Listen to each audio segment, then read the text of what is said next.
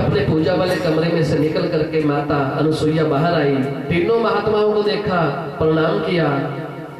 महाराज जी, आप कहीं ब्रह्मा विष्णु महेश तो नहीं हो? आज तीनों महात्मा इकट्ठे मुझ अभागिन के द्वार पर, अहो भाग्यास्माकम, मैं कितनी बड़ी भाग्यशालिनी हूँ। आज तीन तीन महात्मा, अगर घर में एक महात्मा भी आ जाए तो भी कल्याण हो जाता है। आज इकट्ठे तीन तीन महात्मा मुझ पापिन के द्वार पर, आप कहीं ब्रह्मा विष्णु महेश तो नहीं हो? जब ऐसा कहा तीनों आपस में डरने लगे। हम साधु बन के तो आ गए, फिर भी पहचान में आ गए इसके, कहीं ब्रह्मा विष्णु महेश तो नहीं हो? ब्रह्मा भगवान विष्णु की तरफ देखे, भोले बाबा ब्रह्मा जी की तरफ देखे। जब ऐसा कहा कि आप कहीं ब्रह्मा विष्णु महेश तो नहीं हो, चुपचाप खड़े रहे। बैठो महात्मा जी। तुरंत उनका सत्कार किया। कहने लगे आप बैठो, मैं आपको भोजन परोसती हूँ।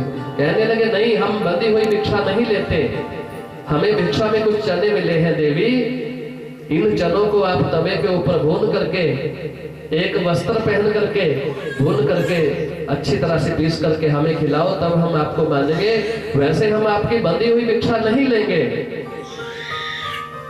माता अनुसुईया समझ गई है कोई ना कोई मेरी परीक्षा चली हुई है, कोई ना कोई मेरी परीक्षा है। अपने कमरे में गई जहां पूजा पाठ करती थी, अपने कमरे में जाकर के पानी का लोटा लेकर आई और कमंडल से जल निकाला, जो उसे गुरु मंत्र मिला हुआ था। अपने पति का ध्यान करके जोर से मंत्र पढ़ा और तीनों महात्माओं के ऊपर छींटा मारा। सजनों, आज माता अनुसुईया ने तीनों महात्माओं को 6-6 महीने के बालक बना दिया। तीनों महात्माओं को 6-6 महीने के बालक बना दिया। जब छोटे छोटे बन गए, माता अनुसुईया ने उठाया और पलने में डाल दिया। ब्रह्मा जी को लेटा दिया, फिर भगवान विष्णु जी को लेटा दिया, उसके बाद भोले बाबा को लेटा दिया। प्रिय श्रोताओं, माता अनुसुईया ने एक वस्त्र पहन करके वो लोहे के चने भूने, अच्छी तरह से पीस करके तीनों को उंगली से माता अनुसुईया खिला रही है। खाओ मेरे लल्ला, खाओ, आप मेरी परीक्षा लेने आए थे ना। माता अनुसुईया तीनों को गोद में लेकर के घूमती है। उसके पास ना कोई पुत्र था ना कोई पुत्री थी। मैं कितनी बड़ी भाग्यशालिनी हूँ गुरुदेव, मुझे एक नहीं 3-3 पुत्र दे दिए, 3-3 पुत्र दे दिए। बंसी बाजी शाम की सुनी 3 तरलोक, जिन्होंने बंसी ना सुनी कहाँ बसे वो लोग। किस किसने बंसी नहीं सुनी? अब तो समझ गए होंगे आप, हैं? ब्रह्मा विष्णु और महेश ने बंसी नहीं सुनी। वो माता अनुसुईया के द्वार पर 6 महीने के बालक बनके पलने में झूल रहे थे। 6-6 महीने के बालक बन करके पलने में झूल रहे थे, बाजू टांगे यूं मार रहे थे, हैं? अपनी भाषा में हमारे बोलते हैं बच्चों के टूंड बोलते हैं हाथ को। बच्चों के टूंड और हाथी की सूंड कभी टिकती नहीं है। जिस दिन बच्चों के हाथ चलने बंद हो गए, समझो बच्चा बीमार हो गया। जिस दिन हाथी की सूंड हिलनी बंद हो गई, समझो हाथी बीमार है। इसलिए इनके हाथ पैर चलते ही अच्छे लगते हैं। माता अनुसुईया के द्वार पर तीनों ठीक 9 महीने तक माता अनुसुईया ने उनको अपने बच्चों की तरह पाला। पालने के बाद तीनों देवियां स्वर्ग से देख रही है, आकाश मार्ग से, हे भगवान, अरे उस पापिन ने, उस डायन ने हमारे पतियों को काबू कर लिया। वो तो कोई ना कोई जादू जानती है। ये नारद जी से भी कभी भला नहीं होता, हमेशा उल्टे काम करवाते हैं नारद जी। तीनों देवियां आज माता अनुसुईया के द्वार पर आई।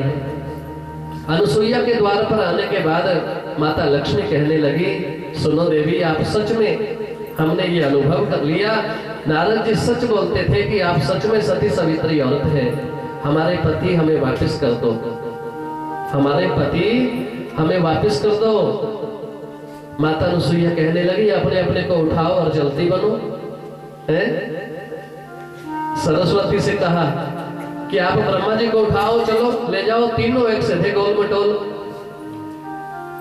माता सरस्वती कहने लगी, मैंने ब्रह्मा जी की जगह कहीं भोले को हाथ लगा दिया, मैं तो गई, मेरा तो सब नष्ट हो जाएगा अपना धर्म। पार्वती अम्बा सोचने लगी, मैंने कहीं अपने भोले की बजाय कहीं भगवान विष्णु जी को मेरा हाथ स्पर्श कर गया, लग गया, तो मैं तो गई काम से, मेरा तो अस्तित्व भंग हो जाएगा। जब काफी समय तक ऐसे ही आपस में बातें करती रही। माता अनुसुईया से बोला, इनको पहले जैसा बना दो, पहले जैसा इनको बना दो। तुरंत माता अनुसुईया अपने पूजा वाले कमरे में गई, कमंडल से जल निकाला, पढ़ा होगा कोई मंत्र जो उनको आता होगा। गुरु का मंत्र जो दिया गया था वो पढ़ा, जोर से छींटा मारा। सजनों, आज तीनों ब्रह्मा विष्णु महेश उठ करके खड़े हो गए। बोले सच्चिदानंद भगवान की। तीनों ब्रह्मा विष्णु महेश खड़े हो गए और तीनों देवियां एक दूसरे को देख रही है। सच में हमने अपने पतियों से गलत कहा कि जाके उसका सर तोड़ो, ये तो हमारा ही टूट गया था। तो ब्रह्मा विष्णु महेश और तीनों देवियां, माता सरस्वती, लक्ष्मी जी और पार्वती अम्बा, तीनों ने अत्रि पत्नी अनुसुईया को आशीर्वाद दिया। आपने हमारे पतियों की सेवा अपने बच्चों की तरह की है। आपके घर में इन तीनों का रूप पुत्र बन के आएगा, जिसको दत्तात्रेय भगवान बोलते हैं। आशीर्वाद दिया। सजनों, समय ने करवट बदली। माता अनुसुईया की गर्भ से दत्तात्रेय भगवान, जिनसे पूरी संपदा चलती है, जैसे महावाली वाले बाबा जी है, वो उनका जो मुख्य सबसे पहला जो आधार है वो दत्तात्रेय भगवान है। तो दत्तात्रेय बन करके ब्रह्मा विष्णु महेश का अवतार माता अनुसुईया की गर्भ से आया। बोलिए वाके बिहारी लाल की जय। बंसी बाजी शाम की सुनी तीन तरलोक, जिन्होंने बंसी ना सुनी कहाँ बसे वो लोग। प्रिय श्रोताओं, अब समझ गए ना कहाँ बसे वो लोग। किस किस ने बंसी नहीं सुनी है?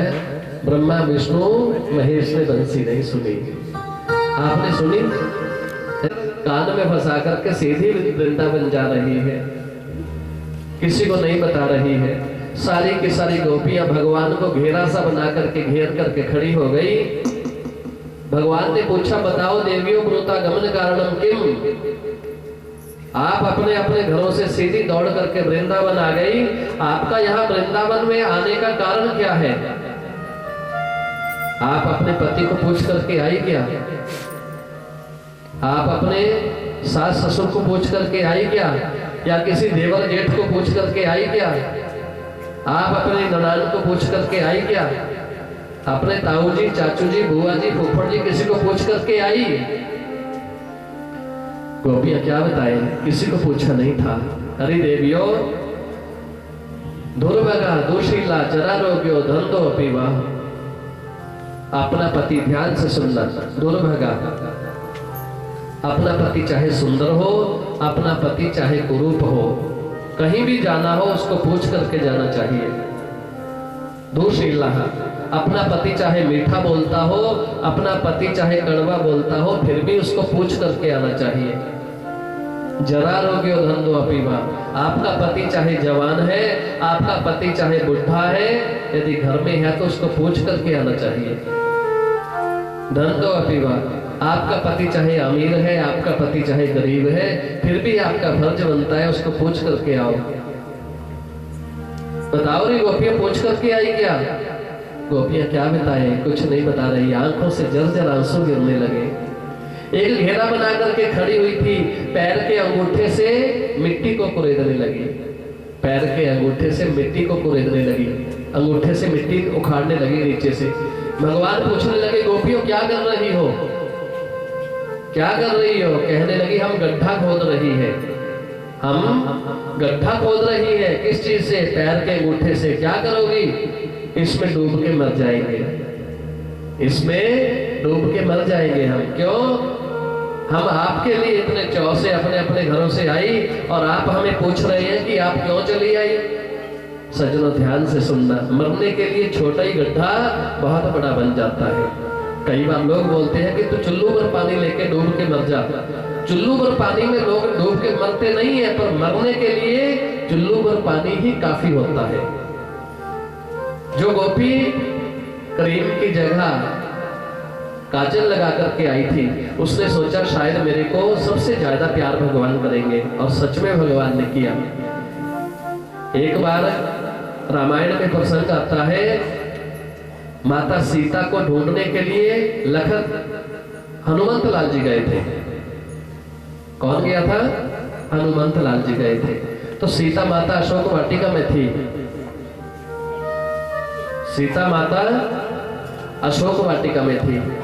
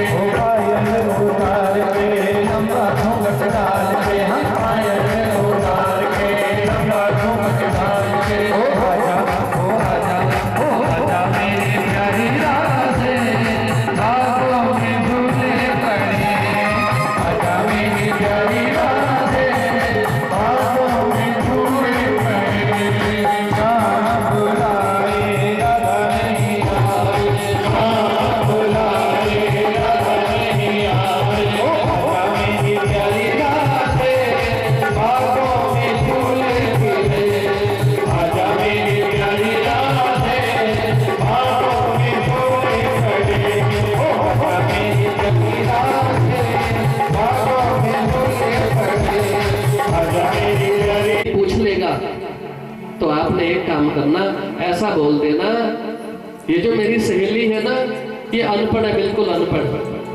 क्या है? बिल्कुल अनपढ़ है। बचपन से इसने पाथियां बहुत बनाई। क्या बनाई? गोबर की पाथियां। इस सहेली से हमेशा पाथियां बनवाते थे घर वाले। गोबर की पाथियां ज्यादा बनाई, इसलिए मेरी सहेली के हाथ बड़े बड़े हो गए।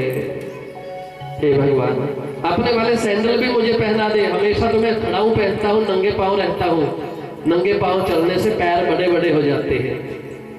अरे औरतों के पैर तो छोटे छोटे होते हैं, तेरे एक एक फुट के लंबे लंबे पैर, क्या बोलूंगी किसको साथ लेके आई है। भोले बाबा कहने लगे, देवी आपने ऐसा बोल देना, ये जो मेरी सहेली है ये बचपन में गाँव में चराती थी और नंगे पांव जाती थी, इसलिए इसके पैर लंबे लंबे हो गए। क्या हो गया? लंबे लंबे हो गए।